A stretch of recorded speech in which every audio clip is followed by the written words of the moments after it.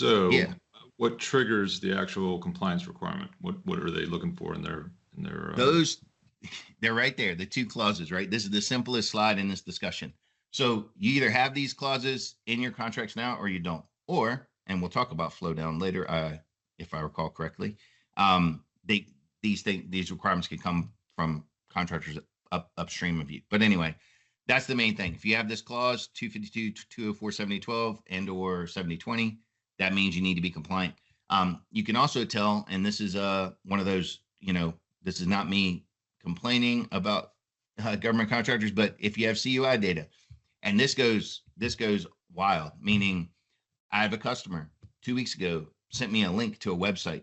It's an official Navy website, right? The website itself, when you load it into your browser, it's labeled top, sides, and bottom as CUI. It's a public facing page.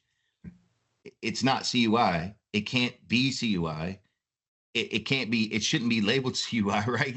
So no one's doing this right yet. I mean, it's getting cleaned up, but no one's doing it right yet. I just mentioned that to say you may not know if you have CUI data, because one of the first thing I do with customers is help them figure out if they have CUI data or not.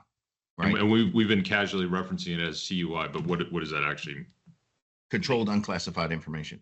And there's a subset, there's controlled technical information, there's a bunch. And that's part of the intro process. No big secret. You can look it up yourself. The DoD training on CUI is pretty much what I send every new client through if they haven't done it, because they need to understand how to recognize CUI, how to mark CUI, things like that. And, all of DoD is required to do it. So it's a pretty good resource. Okay. Yeah, and then go ahead. As far as I was just going to move on to the rollout timeline. Yeah. So as I think we mentioned previously, we're finishing up the OIRA review. So things are going to start, things are going to be solidified by the end of the year. I mean, if you want a safe date, when we get to Christmas, this conversation's kind of over. It's kind of been over, to be honest. But I think a lot of people are living in denial that, the rule's going to change, or they can't implement all this because it costs too much. Like the conversations you hear around webinars or conferences is pretty funny. To me, the fact they think people are going to back down from a control that's existed since 2020 is not going to happen. It's kind of like saying HIPAA's going away. It's crazy. Once they are going to do a phased rollout. This is something I think people may be taking as a safety net. That is a scary safety net to take. We'll say it like this: the best time to be compliant is the very moment you're required to be compliant, right? Just from a business standpoint, you want to wait as long as you can. There's a window of time when it's beneficial to wait.